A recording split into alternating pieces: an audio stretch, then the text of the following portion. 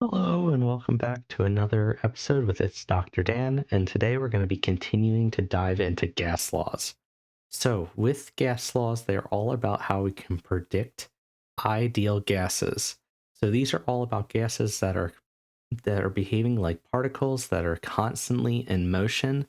They are not interacting with each other. They are experiencing different conditions. So when we are looking at these different conditions, these are things that are actually measurable in the lab, meaning that we can try to actually see what these are like. So with all the previous things that we were looking at before, they were going from between an initial state of a gas to a final state, meaning that we were changing variables.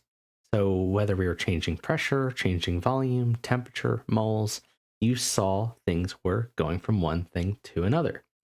So when we are looking at the ideal gas law, one thing is very, very different about this, and that there is no subscripts in it.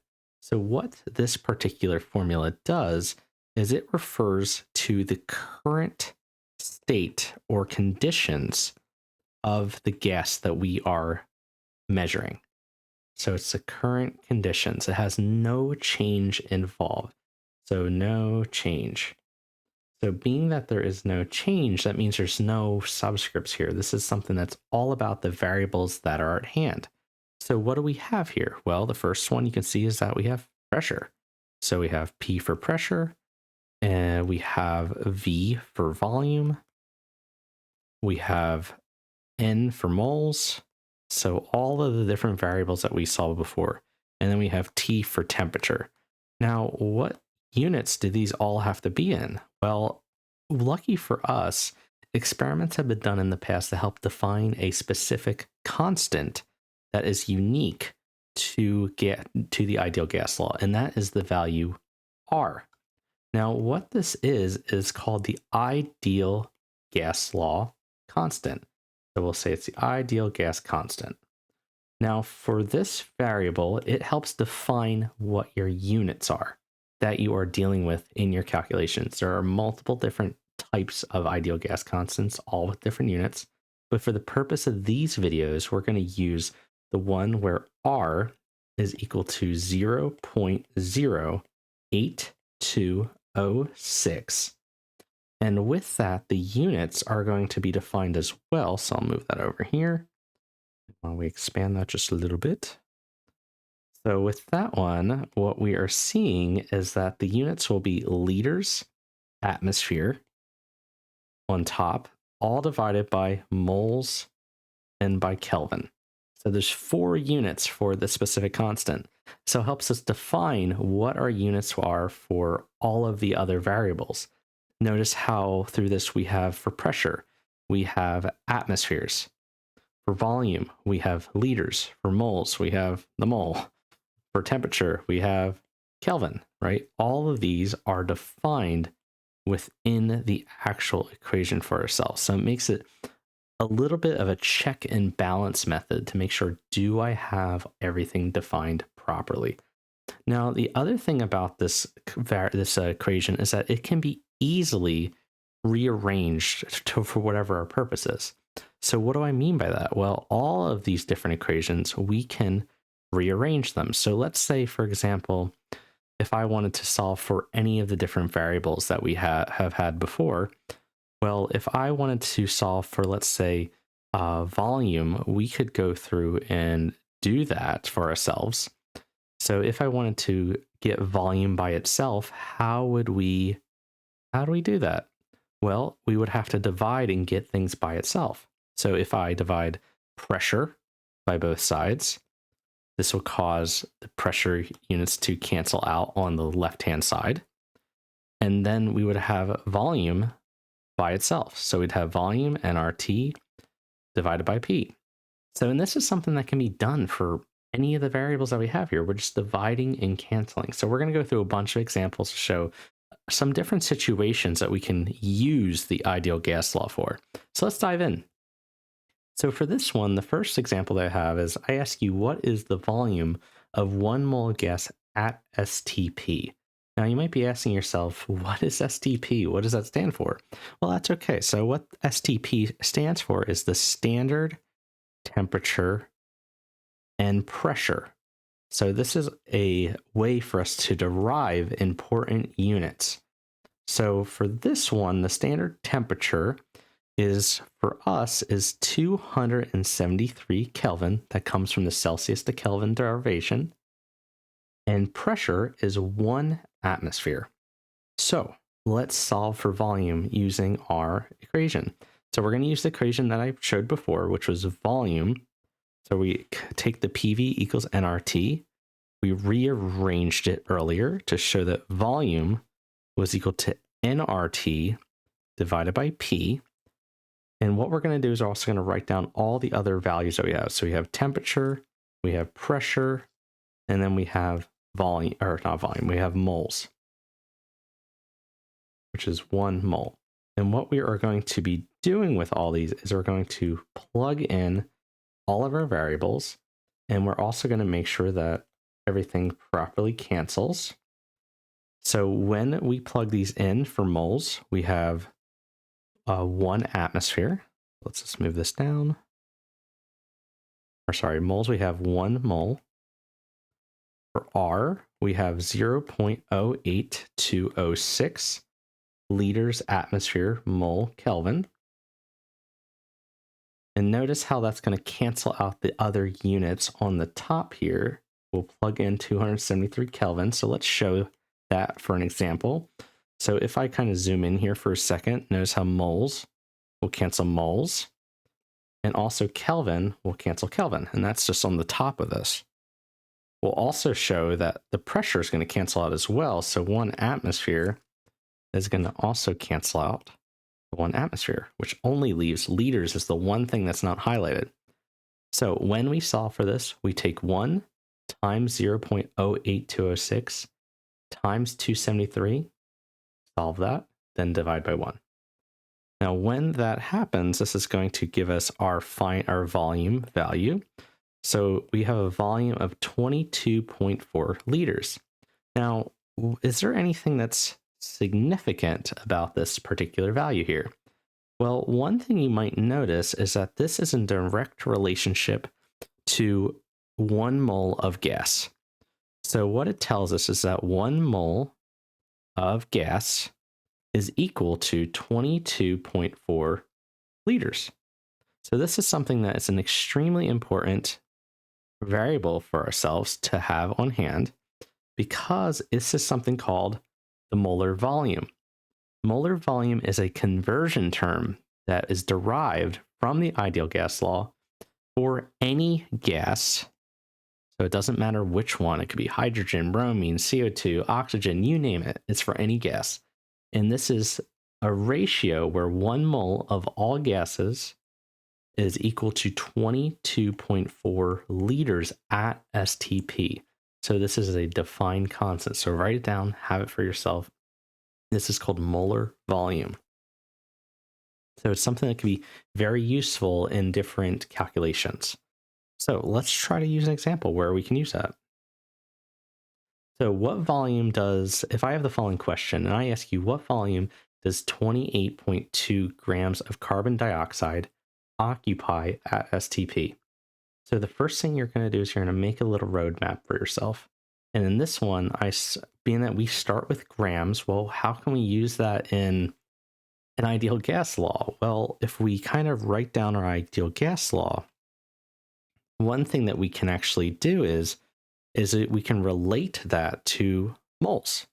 The goal is the mole whenever it comes to any of these types of calculations. So how do we go from grams to moles? Well, that's when we're going to be using molar mass, right? So molar mass is all about grams over moles. So in this problem, the first thing that we are given is we're going to set up a little conversion table for ourselves. We are given 28.2 grams of CO2. So what is my molar mass of CO2? So we can do a little calculation for ourselves. So if we have 1 carbon, that's about 12.01 grams. We have 2 oxygens, and each one of those is 15.99 grams each. So roughly, this molecule is around 44.0 grams per mole. So this is a conversion that we can define and use. So when we plug this in, we want to be able to cancel out grams. So that means moles will be on top. So this tells us that 44 grams is equivalent to 1 mole of CO2. So let's move that over for ourselves, move that down. Now, when we are doing this, grams of CO2 cancels grams of CO2.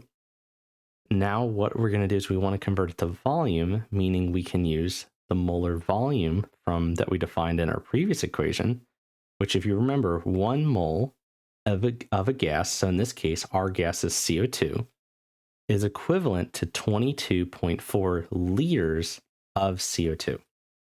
So once again, we can double check, do our units cancel? Moles of CO2 cancels moles of CO2. They're gone. And the only unit we have left is volume, right? So when I solve this, we'll take 28.2, divide it by 44, times 22.4. When we do that calculation, what we're going to end up getting is 14.5 liters of CO2 is created from this problem. So this is an example of how to use molar volume, which is derived from the ideal gas law. So let's go back to how to use the ideal gas law. So ideal gas law, there are many different ways to use it. The biggest one is you can use it to identify different substances, meaning that you could use the ideal gas law to find the molar mass, you can find density, you can use it to find molecular formulas, empirical formulas, a lot of very useful piece of information. So with this one, I made a little bit of a mystery for us to be able to try to solve. We're going to find out what the mystery gas is. So how can we do that? Well, the ideal gas law can be used to find moles, meaning that we can use that to figure out the fingerprint of different gases. So if I have the following problem, I have 40.59 grams of a sample of gas, and it's found to occupy 2.45 liters at 235 Kelvin, and it's at a pressure of 2 atmospheres. And I'm like, whoa, that's a lot of information. So how do we go about trying to do that? Well, let's highlight the important pieces. So we see we have 40.59 grams. So with this, we have 40.59 grams. So that's a mass. What other piece of information do we have? We have that the gas occupies 2.45 liters. So that is a volume. We also have that it's at 235 Kelvin. So that is a temperature. And then we also have that's at a pressure of 2 atmospheres. So we also have a pressure. Notice how when you are writing these down, there are no mentions of change occurring. So there's no T2, no T1s that are occurring here. It's a defined set of variables. Now, it's asking you what is the elemental diatomic gas. So how can you identify that? Well, what sets all molecules apart is their molar mass. So we are given a mass value. So what makes molar mass? So molar mass is big M. So molar mass, what sets that apart? Well, big M is equal to, in this case, is equal to grams over moles. So we are given the mass in this particular problem, right? So for this piece of information, we can take that mass, that would go here. The one thing that we need to try to calculate is the number of moles. Well, how can we do that? Well, if I take my PV equals nRT, our N value is our missing mole value that we can plug into this to figure out what the identity is of this diatomic. So let's rearrange the equation for ourselves. So if I want to get moles by itself, I got to divide both sides by RT. This will cause R and T to cancel out on the right-hand side of the equation. And what we are going to be left with is that N is going to be equal to PV divided by RT. So that's going to be our equation. So what we're now going to do is plug in our values for this. So if I have N, and that's equal to pressure, so pressure was 2 atmospheres. I have my volume, which is 2.45 liters, divided by R. So we're going to put that in double parentheses. So that'd be 0.0826 liters atmosphere mole Kelvin. And that's going to be multiplied by the temperature. That's 235 Kelvin. All right. So we're going to go 2 times 2.45 divided by 0.08206 times 235. Now, one thing we can pay attention to is, did all of our units cancel? So we can see atmospheres cancels, liters cancels, and then we also had where Kelvins cancel. So the only thing left is moles. We're doing this to check to make sure our units are correct.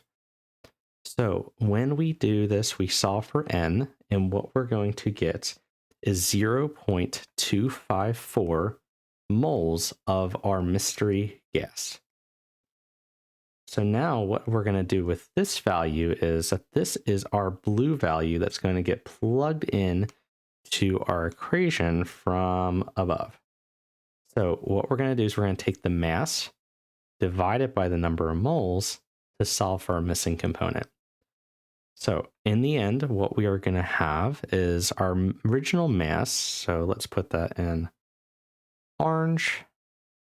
So original value was 40.59 grams was our mass. And that's going to be divided by 0.254 moles. And this is going to give us our molar mass. So when you divide those two, what you're going to get for a molar mass is 159.8 grams per mole. All right. So which diatomic is it? Which one do we have here when we have 159.8?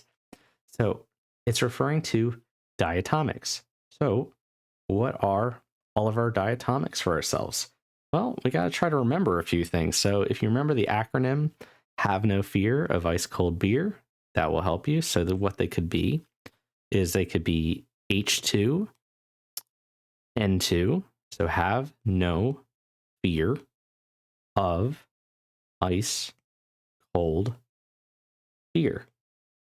So that's hydrogen gas, nitrogen gas, fluorine gas, oxygen gas, iodine gas, chlorine, and bromine. Those are our gases. Those are our choices. So this is a pretty big mass. So if I look at H2, that one, if I times 2 of those together, it's going to be roughly about 2 grams per mole. That's pretty far away.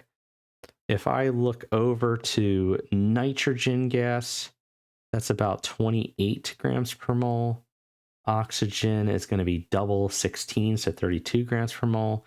So this is something that's going to be really far down. Now, the other big thing about this is I have them in order also almost by weight. They're really close. So what's the biggest one out of all these? Bromine, chlorine are the two biggest. So if we look at bromine, well, one of them is 79.904. So if I times that by 2, that's going to be about 159.8 grams per mole. Now, does that match the identity of our gas? And lo and behold, it does. So our mystery gas in this case is bromine. You did it, chemist. You solved the mystery for the missing gas. Congratulations. So that is how we can do that, right? We're solving it, looking at the context clues of our problem. It mentioned about trying to figure out what that missing gas was. So this is some examples of how to use the ideal gas law to help do your future assignments and also to help teach you about this law. It's very useful, especially when you get to stoichiometry. It helps you be able to figure out different variables about gases being generated in chemical reactions as well. I hope this video helped, and I look forward to seeing you all in the future. See you all later. Bye now.